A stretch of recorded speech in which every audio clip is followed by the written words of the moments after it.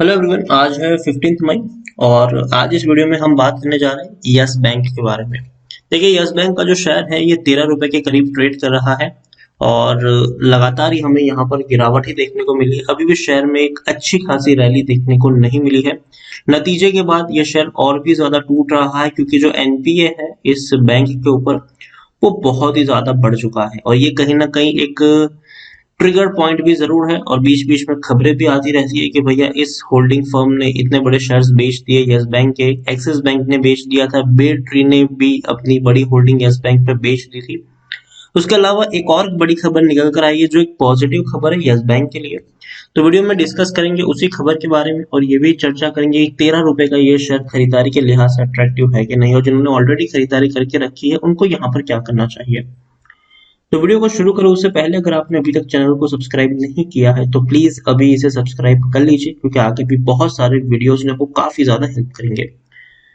तो चलिए शुरू करते हैं। तो यस बैंक 13 रुपए का शेयर है और लंबे समय से अगर हम देखिए तो ये शेयर नीचे की तरफ टूटा है। नतीजा आने के बाद एक शार्प गिरावट आई, डिक्लाइन आया, फिर थोड़ा सा ऊपर उठने की कोशिश जरूर की लेकिन दोबारा ये नीचे की तरफ टूट रहा है।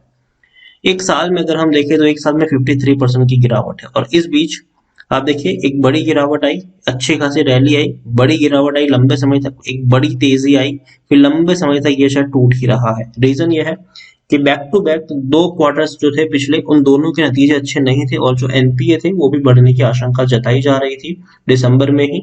और मार्च में जब रिजल्ट्स आए तो असर उसका जरूर दिखा और ये मैं आपको पिछले काफी वक्त से बता रहा हूँ। जब से दिसंबर क्वार्टर में इस बैंक ने 150 करोड़ के आसपास का प्रॉफिट दिखाया था और तब पता चला था कि भैया इनकी ऑर्डर बुक काफी स्ट्रेसफुल है। बहुत सारे लोन ऐसे हैं जो बांटे गए लेकिन रिकवर नहीं हो रहे हैं। तो मार्च के नतीजे अच्छे नहीं आएंगे ये हर कोई जानता था और जून के भी थोड़े नतीजे अच्छे नहीं आ सकते, ये भी अभी से सबको पता है।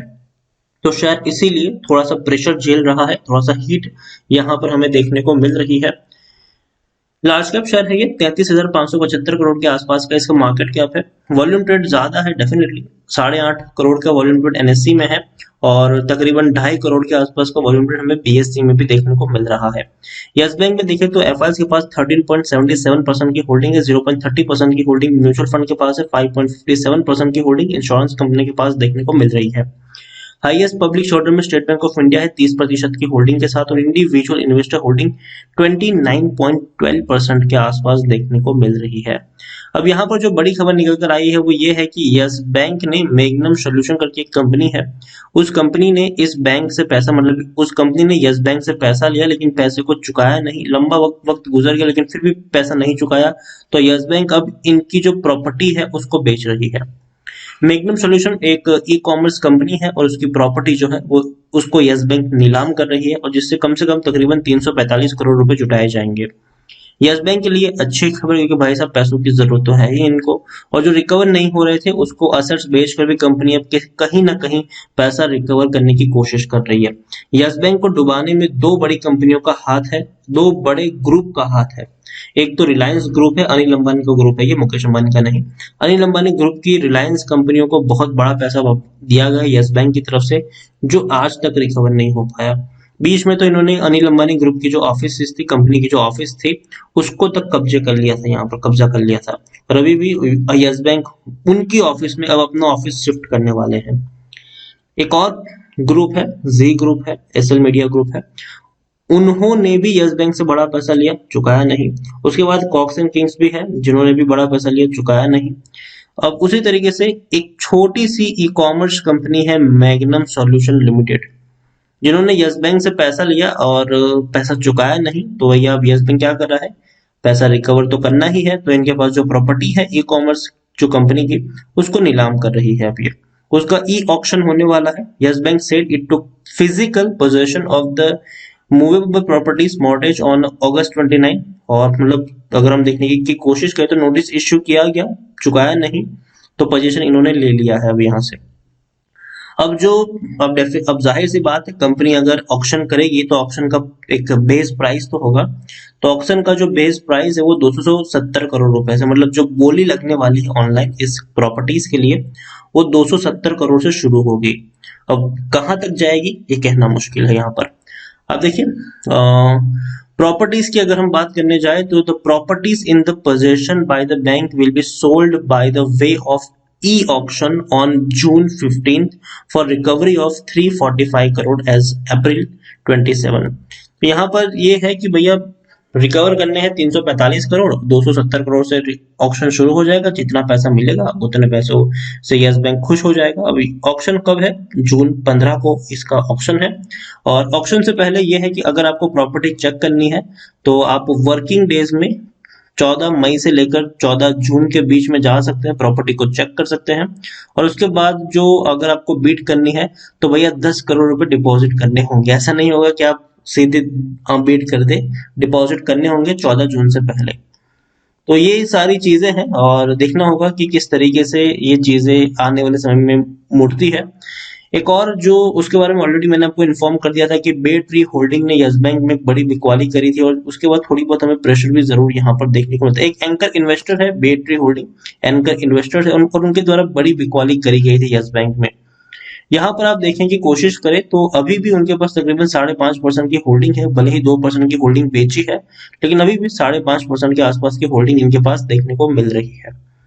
यस बैंक टेक्निकल रेटिंग अभी भी अच्छी नहीं है, गिरावट के संकेत है, स्ट्रेस लोन काफी ज्यादा है और गिरते हुए में मार्केट में यस बैंक पे भरोसा बहुत ही कम लोग करेंगे हाल फिलहाल में। लेकिन हाँ, इसका मतलब ये नहीं है कि यस बैंक बर्बाद हो जाएगा। जी नहीं, बर्बाद बिल्कुल भी नहीं होने वाला है ये शेयर। थोड़ी गिरावट जरूर लेकर बैठेगा लेकिन लॉन्ग टर्म में रिकवर भी उतना ही अच्छे से कर लेगा ये।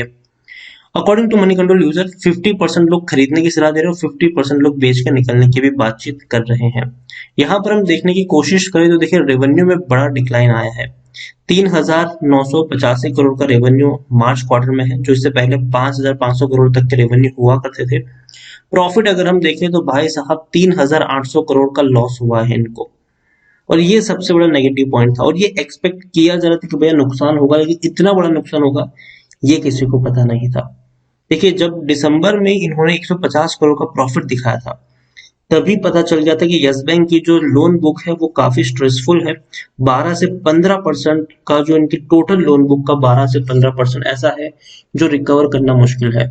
और जैसे रिजल्ट आए तो चीजें पता चल भी गई कि भैया दिक्कत तो है यहाँ पर। लेकिन मुझे लगता है कि नतीजे मार्च के खराब आए, जून के भी उतने अच्छे नहीं आने वाले हैं, लेकिन सितंबर के थोड़े से अच्छे आ सकते हैं या फिर एक अच्छी शुरुआत वहां से हो सकती है। क्योंकि देखिए यस बैंक ने अगर हम देखने की कोशिश करें तो जो ये बुरे रिजल्ट्स हैं, जो लोन रिकवर नहीं हो रहे, वो पुराने लोन हैं जो ऑलरेडी काफी वक्त पहले बढ़ चुके थे राणा कपूर के काल में। और जो नए मैनेजमेंट के अंडर में जो लोन बांटे गए हैं वो काफी फूक फूक के लिए मतलब बांटे गए हैं ये लोन, और छोटे लोन बांटे गए हैं। और यस बैंक का जो फ्यूचर प्लान है वो भी यही है कि भैया हम छोटे एमएसएमई को लोन देंगे, उसके अलावा हम जो लोन देंगे वो छोटे रिटेल इन्वेस्टर्स को देंगे। और देखिए किसी भी बैंक की अगर स्ट्रेंथ आपको जाननी हो तो भैया ये पता करो कि उनकी रिटेल इन्वेस्टर का लोन जो पोर्टफोलियो है वो कितना बड़ा है।